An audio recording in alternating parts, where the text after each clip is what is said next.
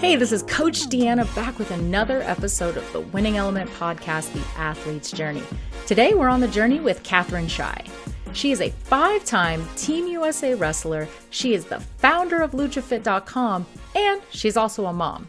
This episode was a ton of fun. We get into Katherine's story, some of the challenges she faced while she was living at the Olympic Training Center, and she shares a huge announcement with us.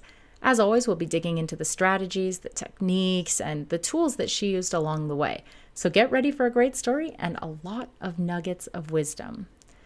This podcast is brought to you by The Winning Element. Now we're getting ready to launch our Ultimate Athlete Development Program. It's my best-selling book, The Winning Element, An Athlete's Guide to Maximizing Mental and Physical Performance, and it's the 365-day dynamic planner. Now, regardless of what level of athlete you are or what level you compete at, this program is going to be a game changer for you. You're going to learn hundreds of strategies to elevate your game, and it's going to give you the tool to help you organize and optimize your life. Now, I wish I had this information and this tool while I was growing up and even while I was in college. This comprehensive athlete development program is perfect for individual athletes and for teams. And listeners and fans of this podcast will receive 10% off the Gold Edition. So be amongst the first to own this and pre-order now. Products will be shipped out for the 12/12 launch. This episode is also brought to you by Onnit. Onnit is a total human optimization company, and I love Onnit, and I've been using the supplements consistently for about 5 years. Now, my favorite is the Power Food Active Chocolate Hemp Protein. So this Power Food Active is the optimal source for every go-getter. They combine protein for your muscles and a host of other micronutrients to support your body. Now, hemp protein is one of the most bioavailable sources of protein known to man. So what does bioavailable even mean? It means that your body can use it. And it means that it knows exactly what it is, so it can take the nutrients and use it immediately rather than having to process it. So, I've tried a lot of protein supplements, and many of them destroyed my stomach and made me super gassy.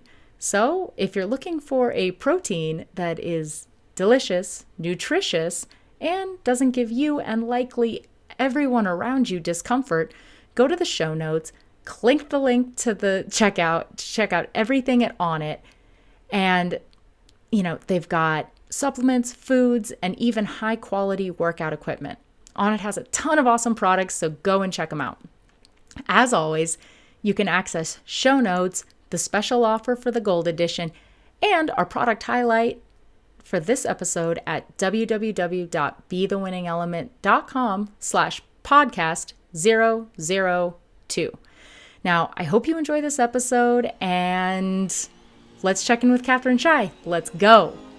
Please welcome to the Winning Element 5-time Team USA wrestler, founder of LuchaFit.com, and new-ish mother, Katherine Shai. Katherine, I am so excited that we're finally able to do this. It's been a year and a half of wanting to do it, of communicating regularly, and it's time. We're finally doing it. We're here. We're finally here. No, this is so exciting. I mean, I think when we first connected, we had a lot of hopes and dreams and lots of talk about what could be. And here we are. Here you are. Like, this is so exciting to be on this journey with you. Well, speaking of journeys, on the Winning Element podcast, we explore and share athletes' unique stories. And the beauty of the athlete journey is that there never really is a destination. There's just a series of adventures and trails and mile markers and viewpoints. And the best part of the athlete journey is that we're never really alone, and we can draw on the experience of other athletes to help us on our quest of greatness and self-mastery. And, I really believe that stories are powerful, and that sometimes we get stuck on autopilot or we hit a personal plateau. And I know through my athlete journey, I've hit a ton of plateaus. I still continue to hit them. And sometimes we really don't know, what is possible or believe that something is possible unless we see it or we know somebody who has done it. And I would love to start off this episode of the podcast by diving headfirst into your journey and maybe have you roll in one of your glory moments so that we can relive that experience with you and start the podcast on a super celebratory note. Yes, that sounds great. So, I mean, I'll kind of start from some of the beginning because I know everyone's always curious about like how does a female wrestler get into wrestling, and we're still developing the sport nationwide. So, so my journey started with family. My dad was a 1956 and 1960 Olympian, and in the 80s started coaching women. And he said like it was in hopes of my sister and I wrestling. I mean, he also just saw the opportunity. He saw that there was like a need for women's wrestling. So, so both my sister and I kind of like, some days we would wrestle, some days we wouldn't, but we were just kind of like on that path of being around wrestling and around the world. And so for me, I did a lot of different sports growing up. I ran cross country, like middle school through college. Did a little swimming, but I was terrible. Not a good swimmer. So, but yeah, wrestling was really it for me. It was that challenge and that excitement, of that individual sport, and, just kind of the grind and the constant change within a match that it provides for you. And it's very, very chess match like. So, it just kind of kept intriguing me. And for me, I knew that there was a path set out in front of me. My sister was wrestling, competing on the highest levels. She was 3 years older than me. And then she would compete in high school, then college, and then moved to the Olympic Training Center. So I kind of got to see my path set out in front of me, And most people would think like that's a lot of pressure, right? Like, oh, you have to do something. But I never felt that way. Our dad never really put that kind of pressure on us. And so it was really up to me and what I wanted to do, but worked out for the best. Moved to the Olympic Training Center in 2010. So, were you there with your sister? I was. So you guys, did you guys get to room together? Did you guys get to spend time and train together? Did you guys wrestle against each other? Yes. Okay. So the only time that we actually wrestled was my freshman year in college.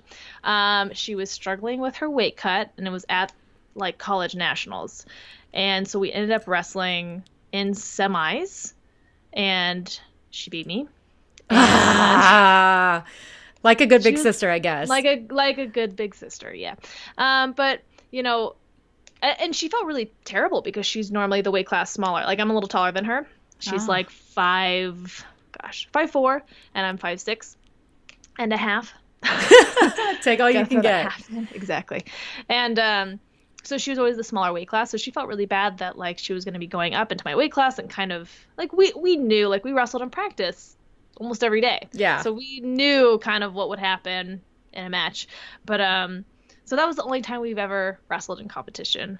And it was whatever. Like it didn't make or break things. Like I wasn't like, I can't believe it. She came up to my weight class. No, it was just like that's where she was that day. That's where it had to be. But then when we went to the Olympic Training Center, she was already there for about 3-ish years. And so then when I came, we got to room together, which was awesome. Oh my gosh. Yeah. And we went from, just that sister dynamic of like always a little bit maybe in competition with each other. And then we got very, very close when we moved to the Olympic Training Center. So now like it's great. We have a really close relationship. And we got to see each other through like just these like tough moments.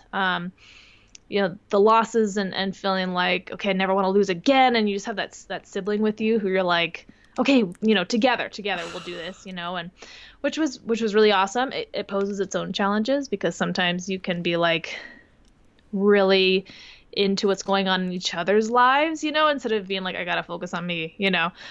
So, everything has its positives and negatives, but I think it was an amazing experience. It's amazing to be able to call my sister now and talk wrestling with her and talk technique, and she's an amazing wrestler. So that was an awesome experience to be able to, have my sister with me. So, yeah, and then where are we on this journey? So then moved to the Olympic Training Center, sister time, right?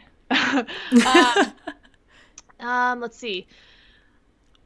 So your first biggest competition, like, I'm not sure a lot of people understand, what going to the Olympic Training Center is. And even, I get to interact with professional athletes who do have residency there, and even their journey is a little bit different. And sometimes, they're there for 6 months to train and then jump off and go to Worlds or go to these different large competitions, and each sport is a little bit different. So for wrestling, what does that look like for wrestling? Is that, 8 months of training and then, first big competition at World, is it Worlds? Is it, I don't even know the lingo, so you'll have to fill us in on what that is. You're right on there. I mean, most sports kind of have a similar kind of like way that they, their year is structured, where everyone is focused on Worlds and then every 4 years Olympics. Okay. So in that way we're similar, but when it comes to the way they make and build their teams, it's very different, right? Or when the competition is. So moving to the Olympic Training Center, first off, for wrestlers, for the females, that's pretty much like the place to go right now once you graduate from college. Majority of the women are wrestling in college and then moving to the senior level. We have a few that have done a different path, but so it's very limited. Right now, our senior level freestyle men, they have regional training centers, and they're pretty much connected with like their alma maters. So maybe they'll stay at the school that they graduated at and be able to train there. So okay. You don't have quite as many opportunities like that. So you kind of have to go to the Olympic Training Center, which is definitely a great situation. So then the whole year you're building towards making the world team. So for us, we have to win. First off, you have to qualify for our world team trials. And that'll be like through senior nationals. There's a few other different ways. Like if you win this competition, there's like a last minute or last chance kind of trial qualifier as well. So then you have to win Olympic trials on that day. You have to win it. You have a best 2 out of 3 match with the person you're in finals with. I mean, wow, it's a whole thing. And it's not easy to do. Not easy to do. It seems like a lot of training for not a lot of opportunity to not necessarily succeed, but it's like, this is my chance. This is I get 2 chances a year to make this happen. Or, it might be 3, right. To be able to qualify and do that. Right. And then being able to be on the team and then, so if you make the team, like let's say you make that team, are you training with the team all the way up until Olympics, or is it? Yeah. So if you make a world team, you're training, let's say our world team trials are typically like May. I think now they're moving kind of towards June, and Worlds this year was October. So they've kind of like moved it out. So once you make that team, you're kind of like doing those training camps. You have certain competitions you go to. And for me, it was always frustrating because I was always sitting around number 2 spot, number 3 spot, like very difficult to make those teams. For me, there was a lot of challenge in different weight classes, because what we have in wrestling is up until just this past Olympics, up until Rio, we only had 4 weight classes in the Olympics. And the rest of the time we had, I want to say 8. So we had half the amount. So for me, I had to change weight classes. When I left college, I was wrestling like 112. Okay. And we wrestle in kilos, so I'm converting loosely. I'm sure everybody's going to ask Siri the conversion later. Like, how much does this girl weigh? Yes, exactly. What does that mean? Pounds. It was 51 kilos in college, and then the Olympic weight class was 121, 55 kilos. And so I had to, that was big. So I actually had an elbow surgery at that time, and pretty much just spent my days, once I was able to. There's like this squat rack that can basically rest on you. It's got, I can't remember what it's called. It's like an assisted squat. Oh, there's a name for it. There's a name. Is it an Allen, or it's like a Allen bar? Not the Smith. I think the Smith is it the something Smith? else. I don't know. Okay, it's got a name. It's got a real. It's a first name. Yeah, it's somebody's first name. So that was like my best friend, lifting. So I've always had a little bit of this challenge with the weight class, because I had to move up and I had to really force my body to be like from naturally like 115 to like get close to 130, because these women are a lot bigger coming down to 121. Ooh. And it was really difficult. Like when it came to 2012, Olympic trials. I had gotten myself up there, but as soon as I started wrestling and running again, like when I was healed from my elbow surgery, like my weight just shot right back down. So come Olympic trials that day, I was by far, I know for sure, I was probably the smallest woman on the mat that day for our weight class, because I was probably 120 pounds and everyone else came down from like 130s, maybe a little higher. So I felt like that was a feat in itself. I ended up third at the 2012 Olympic trials. Leading into that, it was a tough year. I had, our father was, not doing well. And, I would say about a month before Olympic trials, my sister and I actually went out, because my dad was in the hospital, not doing well. And, wow. It was tough. I mean, I didn't really we kind of went out thinking that this was we're going to have to say goodbye to him. And Olympic trials was as far from my mind as possible. I didn't spend the time I got to go run, or it kind of didn't matter, So I definitely felt proud of putting that together. And then, obviously he recovered pretty well from that, and knew he wasn't going to be able to come out because it was in Iowa City, so we knew he wasn't going to be able to come out for that competition, but kind of put it together and was able to place third. And I mean, for the 2008 Olympic trials, I mean, I wasn't even close to placing. I wasn't even really in the mix, So going from no spot to number 3 was a huge jump for you. Yeah. Lost to the Olympian Kelsey Campbell. And that's not a bad person. That's not a bad person to lose to. Yeah, but still, you still don't reach your goals, but it's conflicting, because you're okay, I've made these big leaps, but it's it still wasn't what I needed it to be, what I wanted it to be. Well, it's not the outcome, right? It's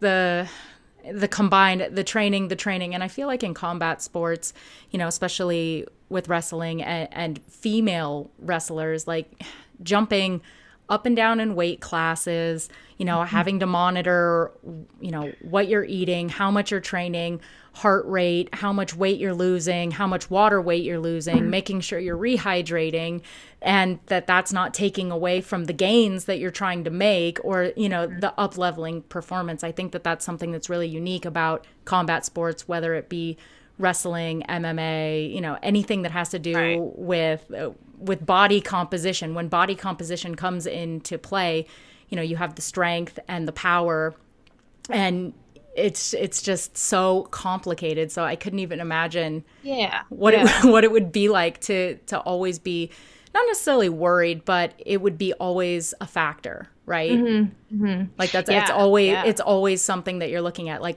how are you peaking? When are you peaking? And you can do all of these things, right? So you can train right, you can eat right, but if you're not sleeping right, or if you're having stress, your family situation, all of those things kind of play into the bigger picture. And I think that's really interesting, and especially from a combat sport perspective. Right. Oh my gosh. Yeah. So Olympic trials, that was probably May, I want to say. And then, by June, my dad actually had passed. And so obviously spent a lot of time with family, and, it's crazy because the world just kind of keeps going and keeps pushing, and it's all of a sudden here I am, the next thing. And we have for the weight classes that are not Olympic weight classes, we do a non-Olympic weight class worlds.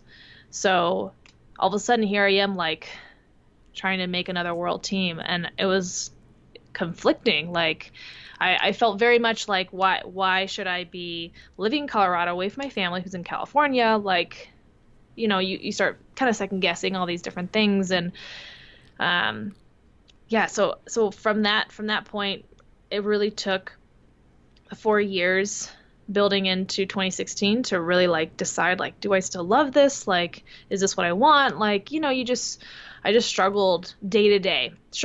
Like some days I would just have to leave the room and go to the locker room and just cry. Like it was hard. So were you still at the Olympic Training Center where you were still grinding, you were still training, it was still the outside goal, right? Or it's like the thing that you're working towards, but you're like, why? Right. Why am I doing this?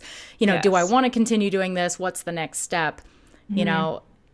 How, and I know that you're happily married with an awesome husband. When did he come? When did you get married, or when was, did you ever move out of the Olympic Training Center back home, or was, where was the point where you made that decision of, I think I might be done? Yeah. So husband, well, I guess boyfriend at the time, he moved out in 2012.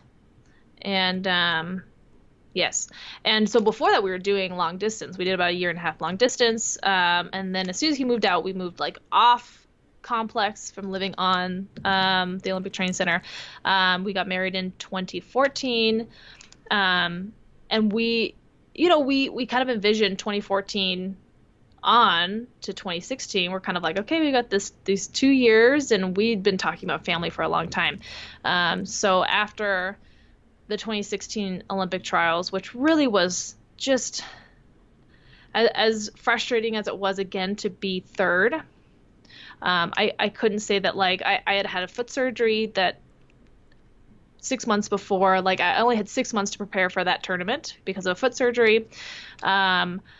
The passing of my father, just putting things together, right? Like finally it all kind of came together and was this pretty, like, really beautiful moment that I did get to share with my family. And I think that was really exciting. And then, after 2016, we moved right up to Denver, and it was kind of like, well, I don't know, I'm not really sure where I'm at. Like I lingered for a long time. We had another, like, that non-Olympic trials for worlds that they do after the Olympics. And I was debating competing in that, and it was kind of like, okay, well, what I really need is a shoulder surgery.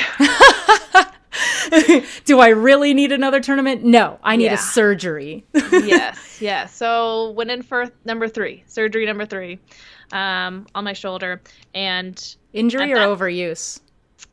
Overuse. I'd had some big moments where it had gotten re-injured pretty bad, but once that happened, they were like, oh, this looks pretty old. Like maybe you've had this labrum tear for like years that you've been wrestling on. And I had shoulder issues forever, which is so frustrating, like managing it constantly, like you said, there's always something that you're like trying to manage, and you're like, almost like you've got all these different levels and you're like kind of trying to keep them like the same, but one like shoots up like in a bad way, right? Like, oh, my sleep's really bad, like no sleep. So you're like, bring it back down to like the even base. And then you're like now I'm injured.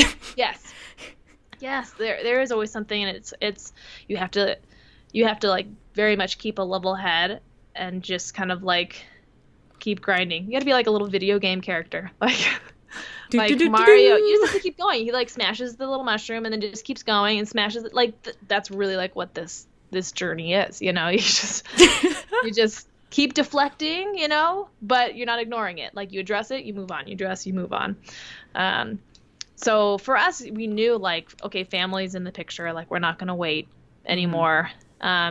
We had, the discussion was open. Like if I wanted to come back, like, okay, maybe, that was always a little part of it, but, family was a big deal for us. And so we knew that would be the path. I knew I wouldn't wait another 4 years to start a family. So we took the family route. Nice. So tell us about, and I've had the pleasure of meeting this little bundle of joy. Tell us a little bit about Eli. Yeah. So let's see. I'm like thinking about the pregnancy and all these like. How was pregnancy? Were you, being an elite Olympic level athlete, and again, I got the benefit of seeing you be pregnant and seeing you do really cool stuff during your pregnancy. So for the people who are listening, they don't necessarily know that, but they should go and follow you so that they do see the pictures of you out there grinding and hustling, and you were a very active pregnant woman. Yeah. Very, very active. Yeah, but I'm hoping, because my husband and I started podcasting. We have a fun little, like, honest life, parents, all this stuff. So there's stuff like that I definitely want to talk about, but definitely wasn't easy at first. I was really sick at the beginning, but like once I started feeling good, I felt like I could really do a lot, and I just knew I had to do something. I didn't know if I was going to wrestle again. Mom life was like where I was going. And so, my sister and I had always been blogging about kind of our journey, like as athletes. And so I knew it needed to shift to something else where I could just like write about everything elite level wrestler. So, so we finally like put a name to it and decided LuchaFit would be a really fun name, because lucha means to struggle, to fight, and to wrestle. So it's like a little bit of life journey. It's something that like the outsider, the layperson can relate to, and the wrestler. I wanted something that could bring in, I want to bring in more outside people to wrestling and be familiar with it, because whenever I like researched things and looked up like what do I eat at this time or after competition, it was always runners, triathletes, marathoners. Yeah. So I'm like, why can't this information come from a wrestler? We have to deal with all these things and nobody's putting anything out there. So that was my intention. And it's turned into a really awesome, fun business where I've been able to share, and now pulling in other people sharing like their experiences as wrestlers, as coaches, as strength and conditioning coaches. And now everyone's kind of pulling in this really cool like family on LuchaFit where we all get to share and learn, and getting a lot of feedback, just trying to build these resources. So that was the intention, and the need was there, because I started getting so many requests for like, can you write about this? Can you write about this? And which was awesome, but at the same time I was still building, and that was like, you and I were having these amazing conversations about what we could do and how we can help affect and influence the athlete world and the athlete space. And so I think the coolest part about that time was starting to build with outside people, and it took a lot for me to be like, okay, I'm like, just contact this woman. I don't know who contacted who first. I'm not sure. I'll have to go back and look.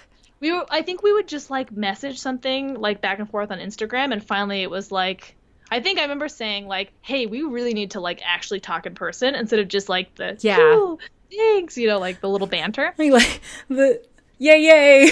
Yeah. That emoji. Raise hands, like whatever it is. The raise the roof, or the like the woo woo is what I call it. The woo woo, the hands like this is the woo woo. Woo woo. Oh, I like that. Yeah. I thought it was like kind of like praise hands. Like praise? I don't know. Yeah, that might be it. I think that's what they might be intended to be. I don't know, but I always think of like, it could be my head, because whenever I do it on my computer, it actually like has a name for it. So does it say praise hands? I don't know. Oh. I could look. Well, everybody who's listening, the woo woo is also raise the roof, and it's also praise hands. Yeah, I like woo woo. Yeah, I like woo woo. I'm like woo woo, go girl. Yes. Yeah. So we were doing a lot of those back and forth, because we were like, this is cool, you're cool, da.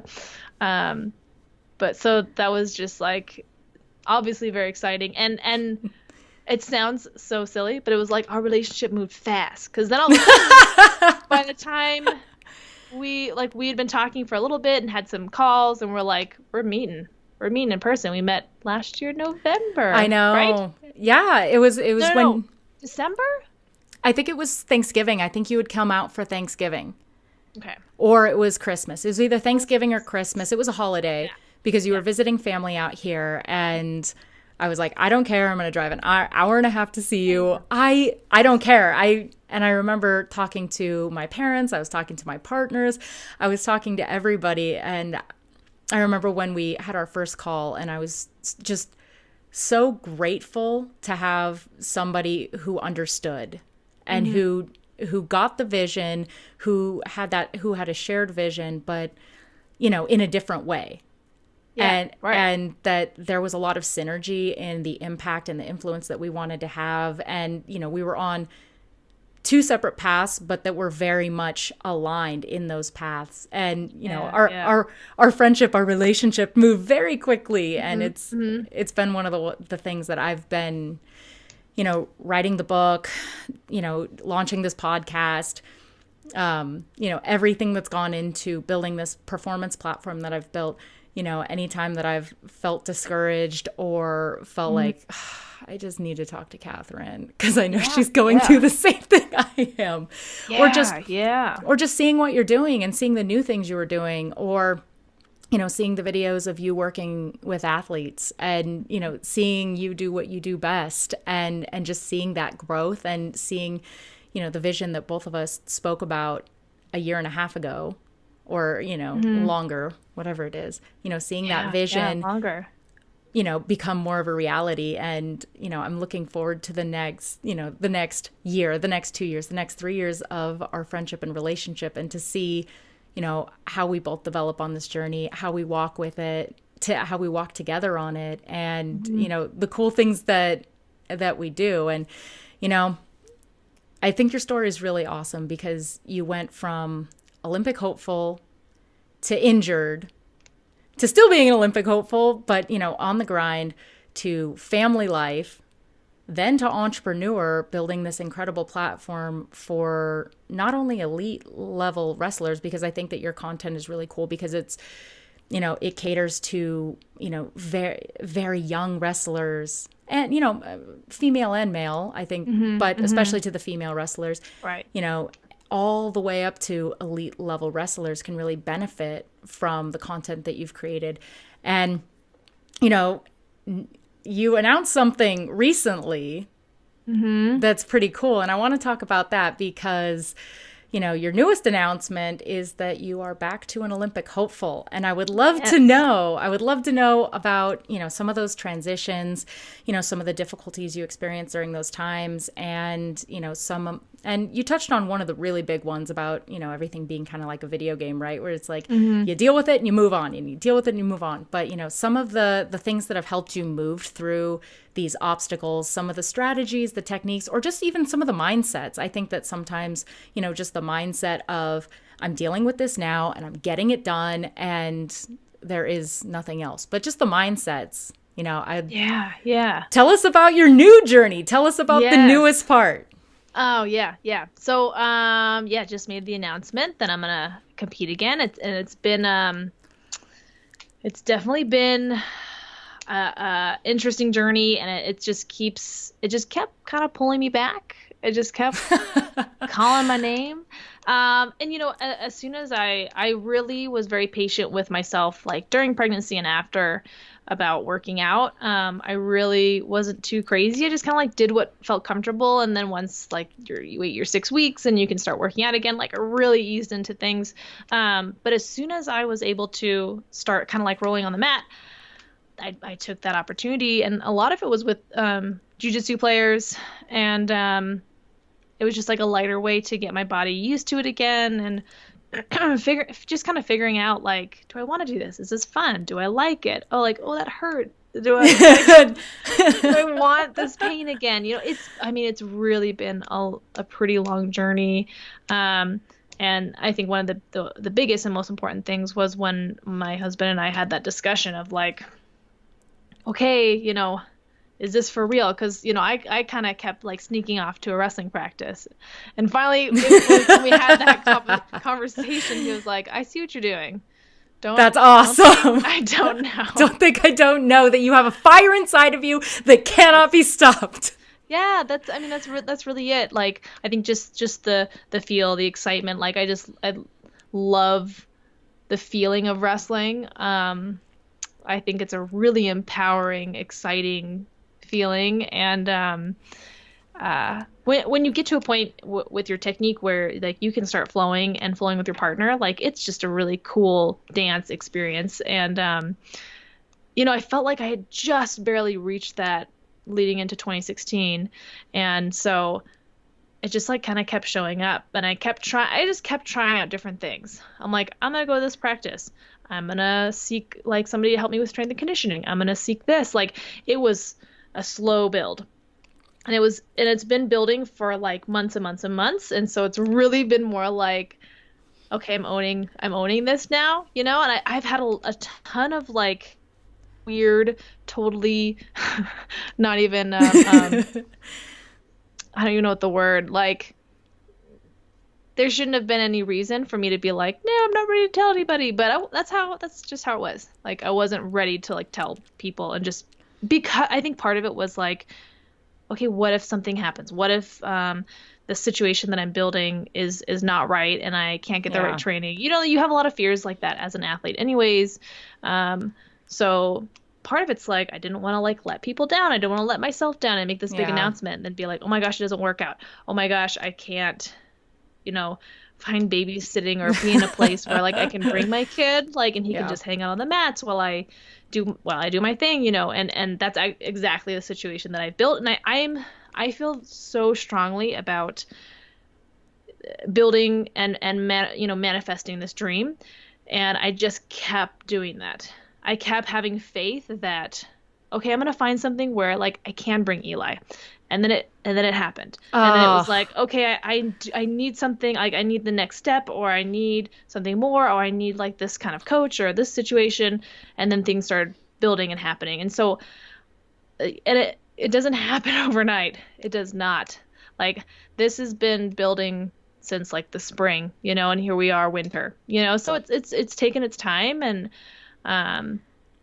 but it's all kind of like come together in the right time, in the right place. And so then I was like, okay, I'm ready to like own this and make this announcement, and totally nerve wracking, but, it was great. And I think it's a cool opportunity for us as female athletes to take advantage of things like that, because I know I've never really been like, what's that like whole thing where it's kind of like you say it, and so then you kind of have to like own up to it, and, like adding that confidence to like whatever you're saying, like, hey, I'm gonna go win this, like, hey, and that's kind of what I did. I said, like, hey, speaking like, it into existence. Yes, I was like, hey, I'm ready to go make this world team. See you in Kazakhstan, and that's yes, like, it's scary as female athletes. I mean, me and my personality, that's not something that I've ever really like gone towards, but I'm like, you know what, it's time to show other female athletes that we can do this, because the male athletes do it all the time, and we're taught to like tone it down, and be graceful, be humble. I think you can. Oh yeah. I think you can still be, and it's a balance thing, right? Too. That I think you can still be graceful and humble, but assertive in speaking your truth, or talking about things that are important and true for you, right? Like, and I know that I have the benefit of knowing you. Mm-hmm. So I know that you're not a douchey person. Right. I know that you're, you're aligned, your heart, your soul, your mind, you have an incredible spirit. And, seeing a post, or if I ever saw something from you that was like, I'm going out there, I'm getting after it, I'm doing this thing, it's coming, right? Like, speaking it, I wouldn't be like, oh, she thinks she's all that, or, oh, so this mom wants to go out there right, and show this us. Crazy lady. Yeah. But I think that like, people can feel that, right? People can feel that authenticity of, there's a difference of being assertive and claiming it, right? And saying, I'm going to go after this with 100%. I'm going to go after it with all that I have. Every ounce of every part of what I'm doing, every ounce, my family's behind me. I'm getting it every single day. Eli's on the mats with me. You're doing all these things, and you can claim that I am committed to preparing in the best possible way to go out there and wrestle and struggle and fight and be victorious, right? Yeah, absolutely. And whatever victory means for you, like, hopefully that's a number one, right? Like, that would be that would be an incredible, a viewpoint on your journey of just, being able to say, this has been my journey, and that's what, we're going to be working on in the next couple of years, is speaking that into existence and claiming it, and really pushing forward, because, you work your butt off. Every ounce of you is committed, and, this is reality, and this is the one chance in your life, and not a lot of people, elite athletes, have babies and then come back. Right. And be better than they ever were before.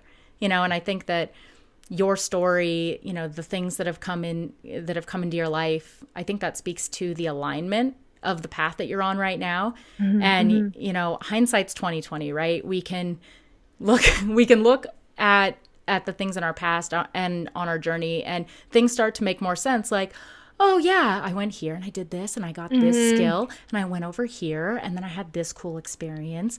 And then, it's almost like the video games, right? You've collected all these coins, you've done all these different things, you've made your way through the levels, you're building your skills, you're doing the preparation work, and then you get to a new level.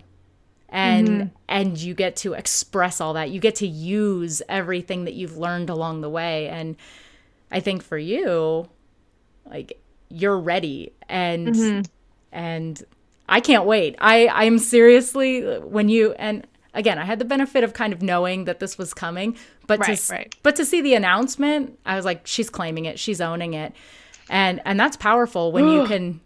Yeah, how does that make you feel? Excited? So excited. Like, yes, like, kind of like, oh my gosh, like, you got it. That's exciting to me, because just like you said, I always want it to be an authentic message. And I'm coming from a place of like wholeheartedness of like, hey, me, this is for myself too. And hey, all other girls, women who are like in this spot where they're like, should I do this? Should I not do this? Should I claim it? What should I do? It's kind of like time to claim it. Time to claim who you are, and what's really cool about all of this is just like what you're saying, like, this time around, like, I'm really treating like my mental self. Like, I've struggled a lot with that battle of like, it's never enough, never being enough, all these different things. Yeah. Struggling with that confidence of being like, I did it. Like, I did a really good job. Like, with my training partner this morning, we did hill sprints, and I was like, man, normally it would always be like, okay, I should do like 100 more. Like, really crazy. Like, but she's like, they're really helping me like see that, like, no, you are doing good, hard. Like, you don't have to like be dragging yourself like army crawling off the hill because you did so many sprints that you just like fell over. And then, then we had a lift after that, and I just came back from wrestling tonight. So it's like, obviously you can't do that to yourself, but I think it's been awesome I'm like creating this, support group and finding people, like where I'm training right now, DCO MMA, who are just like, yes, like, this is empower yourself. Like, they're helping instill that confidence, just in the day to day, nothing fancy, just like you're putting in the work, meeting you, like, really, like, all the things that you're saying right now and expressing, like, this is like this is how you teach. This is how, like, just reading, like, when I was editing your book with my new infant, I think I have a picture. I have a picture on Instagram somewhere, I think, of like Eli laying, and then I've got like the computer, and I don't want to like show all of your book, but there's like, look in there. But like the stuff that I was like reading in there, I'm like, oh my gosh, like, she, like, just the way that you're like, own and empower yourself, and here's the things. And I was just like learning so much from you already, like, in just like the first, like, the beginning, I mean, it was crazy.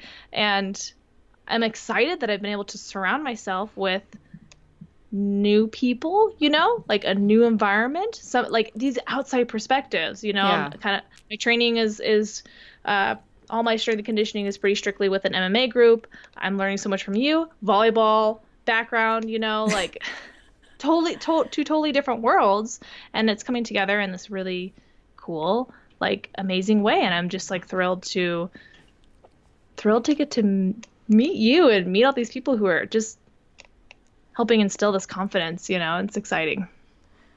Well, I'm so grateful and thankful for you in my life, and I know that we do some really cool stuff where, when I meet somebody who I think should connect with you, we do a really good job of connecting each other with these like-minded, whether they're entrepreneurs or they're athletes or they're people who are just making, wanting to or already making a big impact. And, I think that community is something that is missing from a lot of our lives. And especially as we get older, when you're in school, you're kind of surrounded by people. And even though you're surrounded by friends and teammates and those things, sometimes that can feel isolating because, somebody might not see you for who you are. And that's, and you can feel a lack of community while being surrounded by people, right? So you have people, but you don't necessarily have community.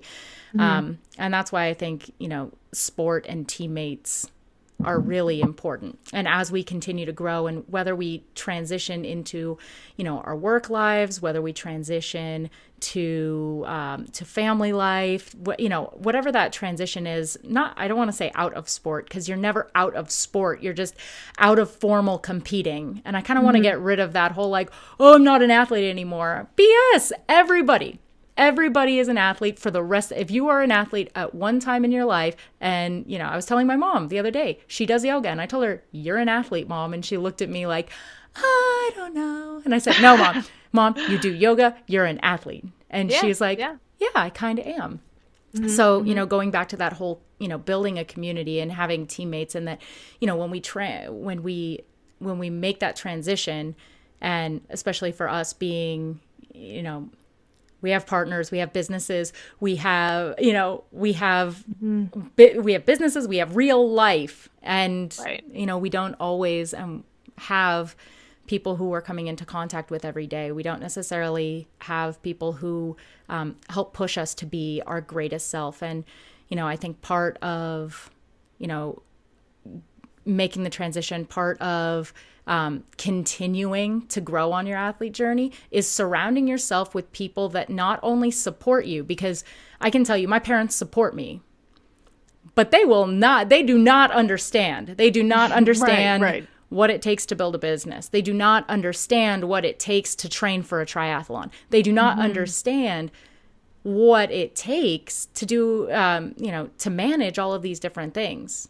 Like, yes, they can support me, so I find that, as we connect with other entrepreneurs, as we connect with other athletes, we can start to build these communities that really support us in the ways that we need. And, and that's different for everybody.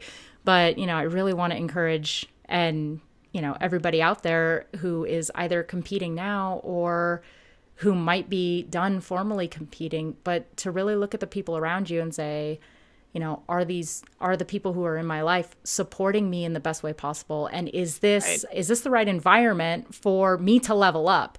And sometimes we need to make hard choices, and sometimes we need to, and it's not necessarily cutting people out. You just bring more of the good ones in, right? Like we can look at that in different ways. And I think that you've done a really beautiful job on your journey. And as you continue to be more aligned with your current path, with bringing people who are going to support you in the best way possible, the strength and conditioning, different entrepreneurs that are helping you, having an awesome husband who can support you, and, even having childcare, because that's a huge part for you. And I'm just so inspired by what you're doing athletically, the person that you are becoming. And I know that you're only going to continue to impress me and everybody else more. And, I have your back 100%. And I'm so, so grateful that, you could be my first guest on the Winning Element. And I would love for you to share where people can connect with you, how they can connect with you, how can they get a hold of you? Yeah. So Instagram is we all love Instagram. Instagram's great. So Katherine Shai on Instagram. I believe that's just one word. I think do I have a cheat sheet on here? Do I have one on here? And I always forget which ones. And then they'll be in the show notes anyway. They'll be in the show notes. Yes. LuchaFit on Instagram, which I believe is lucha.fit. I'm also on Twitter, Twitter's fine. It's whatever, but I love Instagram. And then on Facebook, Katherine Shai Wrestling on Facebook, LuchaFit on Facebook. And yeah, those are the fun places. And then my husband and I have our podcast, The Way In. And yeah, that's been really fun. So check those out. That's on that's actually anywhere you look at podcasts or you watch podcasts. What am I doing? Listen to podcasts. It's been a hard day of training. You ran all those sprints. You've told your entire story. You've expended a lot of energy. You know, it's daylight savings time. So daylight savings no worries. We're in winter here. You're still in summer over there. Whatever. I'll be in California soon, in a week. I know, and we're going to spend time together, and I'm so excited. And we're going to hang. Yeah, it's going to be great. So, yeah, that's where you can find me. I'm on those. Nice. Well, thank you so much for being our first guest. I'm so proud of you going after your dreams, making history, and being an inspiration to me and athletes everywhere. You know, I'm so grateful for our friendship. I can't say it enough, and I can't wait to see how your story unfolds. And, you know, I hope you, the listeners, enjoyed Katherine's journey and that you'll continue listening and become inspired by the stories and empowered by the strategies that were shared today so that you can level up, so you can unlock your true potential, and so that you can enjoy your own journey.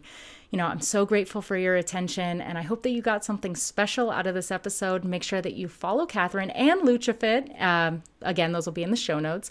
Also, hit subscribe. Tell all of your friends, all of your teammates about this podcast. You can join the journey online at www.BeTheWinningElement.com. And until next time, train with purpose, play with passion, and seize the day every day.